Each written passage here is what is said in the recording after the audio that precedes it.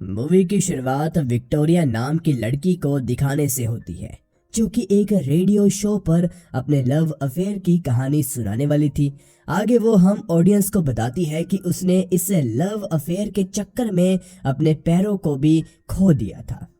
जिसके बाद वो कहानी शुरू करती है और हम विक्टोरिया को उसके फ्रेंड मैथ्यू की शॉप में देखते हैं, जहां पर विक्टोरिया की बनाई हुई ज्वेलरी का फोटोशूट चल रहा था। तभी वहां पर जैक नाम का एक आदमी आकर उससे खरीदने की बात करता है। ये सुनकर मैथ्यू को लगता है कि वो विक्टोरिया की बात कर रहा है, इसलिए वो जैक को मना कर देता है कि ये बिकाऊ नहीं है। जिस पर जैक कहता है कि वो वहां रखी हुई एक बोट की बात कर रहा है। इसके बाद विक्टोरिया दूसरी तरफ जाकर बैठ जाती है। तभी हम देखते हैं कि जैक उससे ही देख रहा था, जिससे विक्टोरिया समझ जाती है कि जैक उसके साथ क्या करना चाहता है। वहीं पर हम इसाबेल को भी देखते हैं, जो कि जैक की सेक्रेटरी थी और वो हर वक्त उसके साथ ही रहती थी।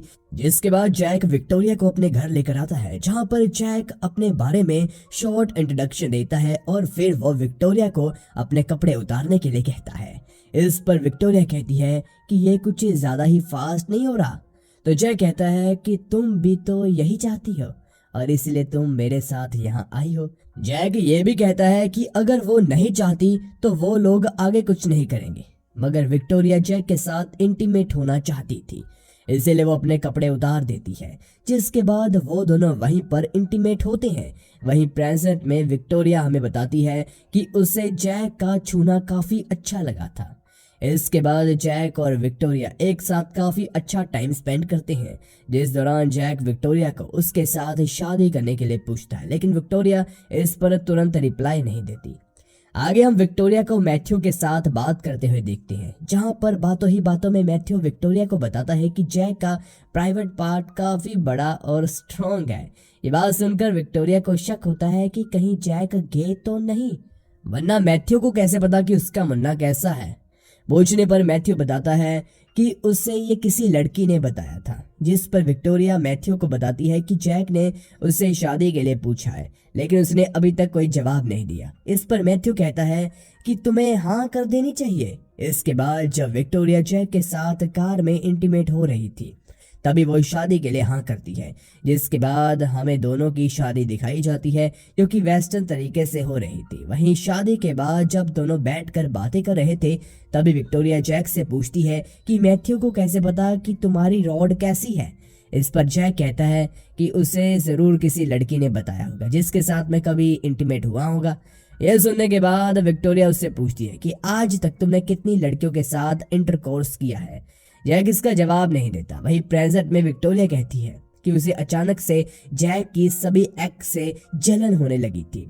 जिसके बाद विक्टोरिया जैक को कॉन्फ्रंट करते हुए कहती है कि उसे पता चल गया है कि वो उनकी शादी से पहले हर रात एक नई लड़की को अपने घर लेकर आता था। इस पर जैक कहता है कि उनका प्यार से कोई लेना देना नहीं था, अब हमारी शादी हो चुकी है, इसलिए हमें इसके बारे में बात नहीं करनी चाहिए। ये सुनने के बाद विक्टोरिया नाराज होकर वहां से चली जाती है। अगले दिन विक्टोरिया जैक से पूछती है कि उसे उसके बारे में कुछ भी पता क्यों नहीं है। इस पर जैक उसे अपने बारे में सब कुछ बताता है, जैसे कि उसे क्या पसंद है और क्या नहीं। यहाँ पर बातों ही बातों में जैक कहता है कि उसे विक्टोरिया का गुस्सा भी पसंद है, लेकिन विक्टोरिया मना कर देती है कि उसमें गुस्सा बिल्कुल भी नहीं है। इस पर फिर से दोनों के बीच बहस हो जाती है और बहस करते करते ही दोनों इंटीमेट हो जाते हैं। इसके बाद हम देखते हैं कि विक्टोरिया और जैक दोनों जैक की सभी पुरानी गर्लफ्रेंड से मिलते हैं और कई बार तो वो लोग एक साथ इंटीमेट भी होते हैं। आगे प्रेजेंट में विक्टोरिया हमें बताती है कि कुछ टाइम बाद जैक बिजनेस ट्रिप पर चला गया था। हालांकि वो भी उसके साथ ट्रिप पर जाना चाहती थी, लेकिन उसका एक छोटा सा ज्वेलरी का एग्जीबिशन था, इसलिए वो नहीं गई। वो ये भी बताती है कि जैक ने उसकी मदद के लिए इसाबेल को उसके पास भेजा था। और आगे इसाबेल से विक्टोरिया को पता चलता है कि वो सिर्फ जैक की असिस्टेंट ही नहीं, बल्कि वो सब काम करती है जो कि जैक उससे करने के लिए कहता है। ऐसे हम ऑडियंस को और विक्टोरिया को समझ आ जाता है कि जैक उसे कौन सा काम करने के लिए कहता होगा।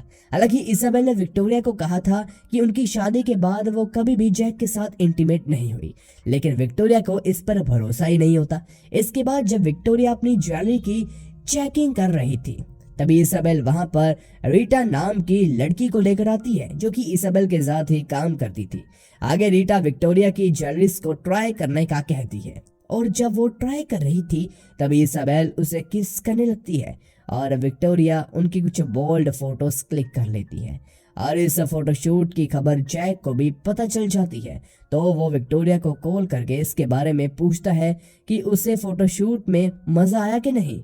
इस पर विक्टोरिया बिना झिझक के हाँ में जवाब देती है कि उसे काफी ज्यादा मजा आया।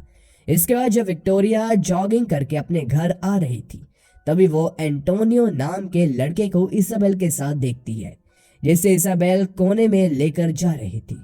वहीं उनका पीछा करने पर विक्टोरिया एंटोनियो को इसाबेल के साथ इंटीमेट होते हुए देखती है, जिसके बाद घर आने पर विक्टोरिया इस बात के लिए इसाबेल से माफी मांगती है, तो इसाबेल उसे माफ करते हुए कहती है कि जैक ने एंटोनियो को उसका ड्राइवर रखा है और वो उसे कहीं पर भी लेकर जा सकता है। लेकिन विक्टोरिया मना कर देती है क्योंकि उसके पास खुद की कार होती है, जिस पर इसाबेल कहती है कि अब नहीं रहेगी क्योंकि जैक ने मुझे उसे बेचने के लिए कहा है और तुम्हारे लिए एक न्यू रेंज रोवर भी खरीदने की बात की है, जो कि इस हफ्ते के आखिर तक आ जाएगी। इससे विक्टोरिया काफी ज्यादा खुश थी और कुछ दिनों बाद एंटोनियो विक्टोरिया के लिए एक नई रेंज रोवर लेकर आता है, जिसमें वो इसाबेल और रीटा के साथ इंटीमेट भी होता है और विक्टोरिया ये सब दूर से देख रही थी। तभी उसे जैक का कॉल आता है और जब वो दोनों बात कर रहे थे तभी जैक के पास एक वेटर ड्रिंक लेकर आता है, जिसकी आवाज सुनकर विक्टोरिया जैक से पूछती है कि उसके साथ कमरे में और कौन है, जिससे हमें साफ साफ पता चल जाता है कि विक्टोरिया अब जैक से सच में प्यार करने लगी है। लेकिन इसके बावजूद जब एंटोनियो अपनी कार साफ कर रहा था तब विक्टोरिया उसे जिस नजर से देख रही थी उससे हम समझ पाते हैं कि वो उसकी तरफ अट्रैक्ट हो रही है। तभी वहां पर रीटा आती है, वो दोनों थोड़ी बहुत बातें करते हैं, जहां पर रीटा विक्टोरिया की तारीफ करती है कि वो काफी सुंदर है और शायद इसलिए जैक ने उसके साथ शादी की। आगे विक्टोरिया रीटा से पूछती है कि क्या तुम कभी जैक के साथ सोई हो। इस पर हंसते हुए रीटा जवाब देती है कि हाँ, शायद एक दो बार। इसके बाद विक्टोरिया अंदर चली जाती है, जिसके थोड़ी देर बाद विक्टोरिया को अपने बेड पर कुछ कपड़े मिलते हैं, जिसे देखकर वो समझ आती है कि जैक चाहता है कि वो ये कपड़े पहने। अगले सीन में विक्टोरिया वही कपड़े पहनकर डिनर टेबल पर बैठी थी, जहां पर इसाबेल, रीटा और एंटोनियो भी मौजूद थे। आगे थोड़ी बहुत बातें करने के बाद विक्टोरिया रीटा और इसाबेल के साथ इंटीमेट होती है। इसके बाद विक्टोरिया एंटोनियो के साथ एक क्लब के पास आती है और वो एंटोनियो को बाहर ही रुकने का कहकर अकेले क्लब के अंदर चली जाती है, जहां पर हम देखते हैं कि क्लब के बीचों बीच एक लड़की को बांध कर रखा हुआ था और जब विक्टोरिया उसके सामने आकर बैठती है तब क्लब का ऑनर उस लड़की से पूछता है कि पेन या प्लेजर। इस पर वो लड़की काफी सोचने के बाद पेन चुनती है, जिसके बाद एक दूसरी लड़की विक्टोरिया के सामने ही उस लड़की को काफी बुरे तरीके से मारती है। इसके बाद विक्टोरिया के सामने एक आदमी आकर बैठ जाता है। वो विक्टोरिया से वही पूछता है कि तुम्हें पेन चाहिए या प्लेजर। इस पर विक्टोरिया काफी सोचने के बाद प्लेजर चुनती है, जिसके बाद हम पीछे से एंटोनियो को आते हुए देखते हैं। और गाइस, प्लेजर का मतलब है कि अब विक्टोरिया को एंटोनियो के साथ इंटीमेट होना होगा, और ये बात विक्टोरिया को पता थी कि उसके पीछे एंटोनियो खड़ा है। वही जब वो लोग इंटीमेट हो रहे थे तभी हम वहां पर जैक को देखते हैं, जो कि दोनों को आपस में इंटीमेट होते हुए देख रहा था। इसके बाद अगले सीन में हम विक्टोरिया और जैक को एक साथ देखते हैं, जहां पर विक्टोरिया के पूछने पर जैक बताता है कि आज उसे एंटोनियो के साथ देखकर एहसास हो गया कि वो उससे कितना प्यार करता है।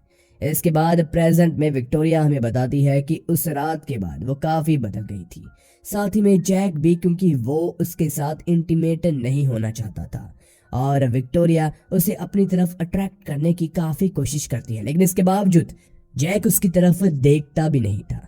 आगे तंग आकर विक्टोरिया जैक से पूछती है कि क्या अब उसका मन भर गया है या फिर वो किसी और के साथ प्यार करने लगा है।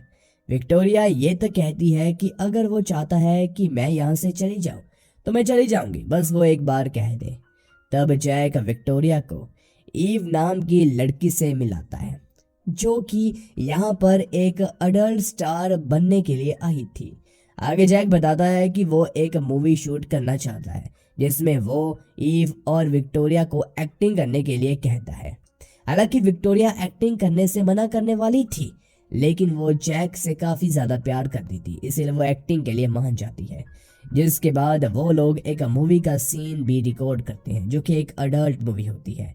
इसके बाद हम जैक और विक्टोरिया को बात करते हुए देखते हैं, जिस दौरान जैक विक्टोरिया को बताता है कि वो ये सब उसकी भलाई के लिए कर रहा है।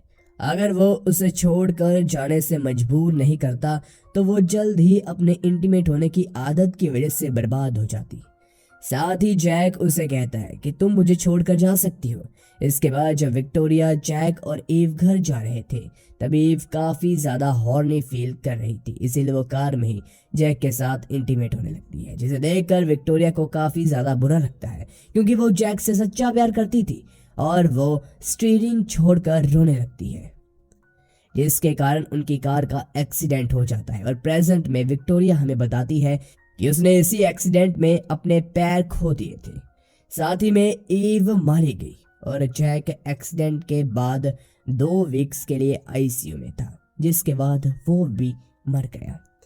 ये बताने के बाद विक्टोरिया रोने लगती है। और गाइस, इसी एंडिंग के साथ हमारी ये मूवी खत्म हो जाती है।